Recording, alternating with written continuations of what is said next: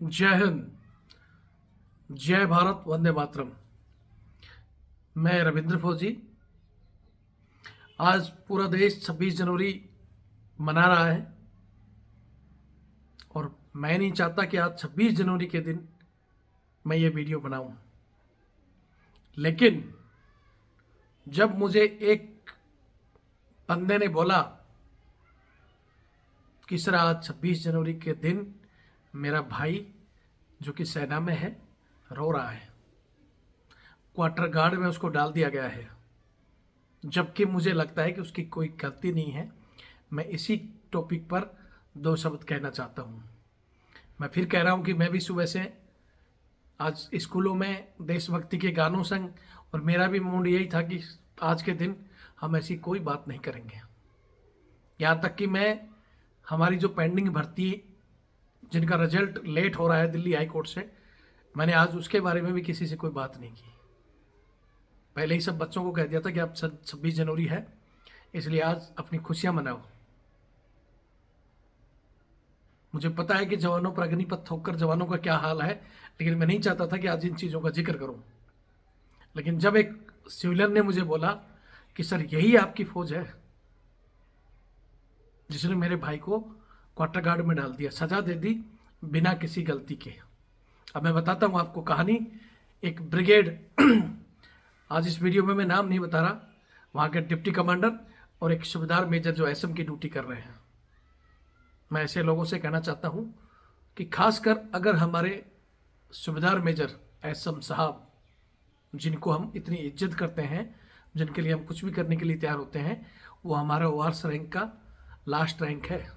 क्योंकि ऑनरी बनने के बाद तो फिर समझ लो 6 महीने वो चला ही जाता, किसी काम का नहीं रहता है। लेकिन सूबेदार मेजर एक ऐसी पावर दी गई थी अंग्रेजों के टाइम में भी कि वो चाहे तो सीओ के उंगली कर सकता है, नचा सकता है सीओ को। लेकिन आज ऑनरी के चक्कर में वो सूबेदार मेजर खुद नाच रहे हैं। इस जवान को बचाने के बजाय जवान ने बताया उसके भाई ने कि सर आपका जो सूबेदार मेजर है उसी ने पूरा वो किया है, और डिप्टी साहब ने तो कागज तक नहीं देखे। मैं पूछना चाहता हूं ऐसे बेशर्म लोगों से कि नियम कानून तुम इनकी मैडमों के इनके बूट पॉलिश करवाने के लिए, इनके कुत्ते घुमाने के लिए, इनकी मैडमों के कच्छे तक धुलाने के लिए आपके नियम टूट जाते हैं। अगर इन्हीं अफसरों का कोई काम करने के लिए अगर बंदा कोई चला जाएगा तो उसकी 4 दिन फर्लो लीव, इतने दिन वो कर लो, जाओ साहब का काम करके आओ, हम देख लेंगे। वहां कच्छा तक खोल देते हैं ये लोग। जवान जिसकी शादी इसी महीने शादी हुई, वो अपनी शादी में छुट्टी जाता है, और जब कुदरती ही उसकी छुट्टी खत्म होने वाली होती है तो किसी कारणवश कोई सामान उठाते समय कैसे उसकी कमर फ्रैक्चर हो जाती है और वो बंदा गिर जाता है वहीं। जब वो वहाँ गिर जाता है तो उसके परिवार को उसको उठाकर पहले सरकारी हॉस्पिटल ले जाते हैं, फिर वहाँ से उसको कहते हैं कि भैया एमएच ले जाओ या प्राइवेट हॉस्पिटल। फिर वहाँ नज़दीक प्राइवेट हॉस्पिटल है जिसमें बंदा 4 दिन एडमिट रहता है, उसका 4 दिन पूरा इलाज चलता है। फिर वो कागज़ ले जाकर बंदा वहाँ से एमएच में जाता है। हालांकि एमएच ने देख के कि भाई अब आप चलने फिरने लायक हो गए हो, आप जो ये दवाई दी गई है ये सही दवाई है, आप इनका इस्तेमाल करो और अपने यूनिट में चले जाओ। उसके बाद बंदा दूसरे दिन रिजर्वेशन करवा के यूनिट में पहुंच जाता है, ब्रिगेड में, जहाँ ये कोर कमांड ड्यू ब्रिगेड, वहाँ जवानों को बुलाया जाता है एडम ड्यूटी के लिए। लेकिन 99% वहाँ सहायक होते हैं। ग्राउंड में ड्यूटी करने वाले बहुत ज़्यादा होंगे तो 10%, बाकी कोई EQ का, कोई BQ का, कोई CQ का, कोई DQ का, 2-2, 3-3 सहायक ही रहते हैं उनके। और वो सारा काम करवाते हुए भी बंदों के साथ ये हालात करते हैं। बंदा जब यूनिट में पहुंचता है, हाँ इससे पहले ये भी बताया कि जब बंदा बीमार हुआ उस समय उसने कॉल भी किया अपने पूरे सिस्टम को। जब सेटिंग कोई सूबेदार ड्यूटी कर रहा था उसको बताया, फिर सूबेदार मेजर को बताया, डिप्टी साहब को बताया, कैंप कमांडर को बताया कि साहब ऐसे ऐसे हो गया है और मैं एडमिट हूँ सिविल हॉस्पिटल में और मुझे 3-4 दिन की छुट्टी दे दो। तो उन सब ने मना कर दिया कि नहीं मिलेगी, और तू यहाँ आ जा और तेरे को आते ही हम इलाज करेंगे। फिर भी बंदा एडमिट होता है, एमएच जाता है, और फिर वहाँ पहुँच जाता है 5 दिन के बाद।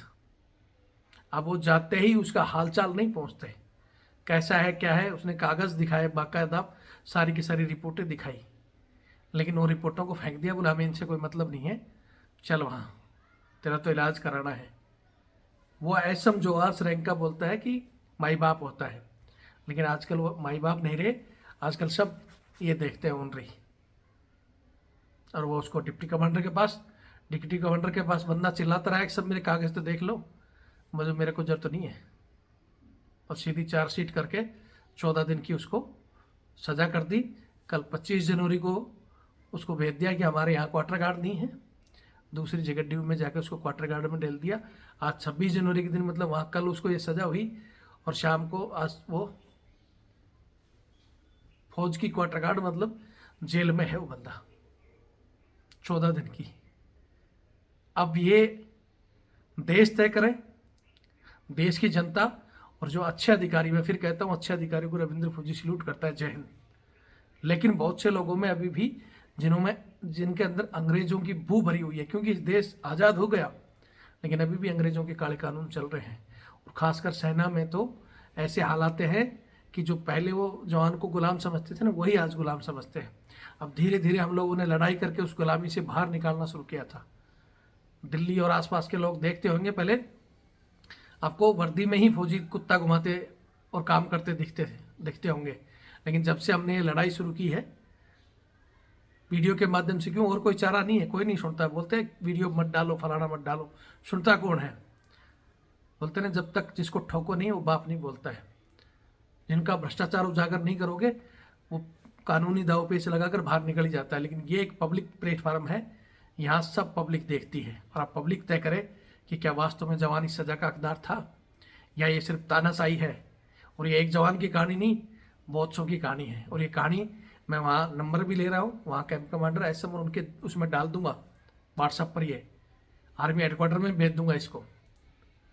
और अगर उन लोगों ने उस जवान को बाहर नहीं निकाला, उसकी सज़ा कैंसिल नहीं की, तो फिर अगला वीडियो में बाकायदा उनका नाम, उसके भाई द्वारा, उस जवान के द्वारा भी, और फिर जवान को कोर्ट में ले जाकर हम खड़ा करेंगे, और फिर लड़ाई कोर्ट के माध्यम से लड़ी जाएगी। ठीक है, ये ना सोचें कि आप कर्नल हो, डिप्टी हो, या आप सूबेदार मेजर हो तो आपसे ऊपर कोई नहीं है। इस देश का संविधान, इस देश का कोर्ट भी कोई किसी ने बनाया है जो सबकी सुनता है। मैं फिर कहता हूँ, यह अग्निपथ के बाद पहले ही जवानों का मनोबल डाउन हो चुका है, और ये सिर्फ गुलामी की जंजीरें और बढ़ाने के लिए अग्निपथ आई है।